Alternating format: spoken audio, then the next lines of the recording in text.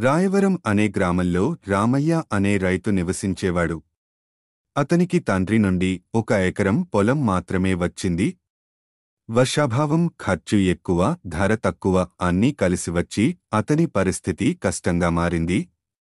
పత్తి పంట వేసినా లాభం లేక అప్పులు పెరిగిపోయాయి. కుటుంబం ఆర్థిక ఇబ్బందుల్లో పడింది. మార్పు కోసం అడుగు. ఒకరోజు గ్రామ సేవా కేంద్రంలో సేంద్రియ వ్యవసాయం గురించి అవగాహన కార్యక్రమం జరిగింది. అక్కడ ప్రభుత్వం చేపడుతున్న కొత్త పద్ధతుల గురించి తెలుసుకున్న రామయ్య సేంద్రియ పద్ధతిని ప్రయత్నించాలని నిర్ణయించుకున్నాడు. భార్య మొదట అంగీకరించకపోయినా రామయ్య నమ్మకంగా ముందుకెళ్లాడు. పసుపేడి, జీవామృతం వంటివి ఉపయోగించి పంట సాగు మొదలుపెట్టాడు.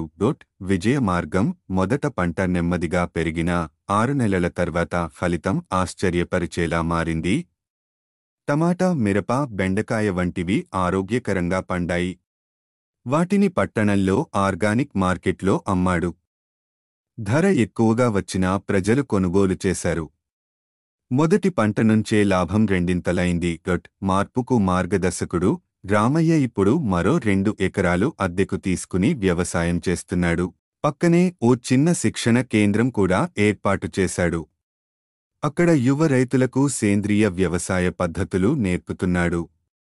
ఆయన చెబుతాడు, భూమిని ప్రేమగా చూసుకుంటే భూమి ఎన్నిసార్లు అయినా మమ్మల్ని చూసుకుంటుంది.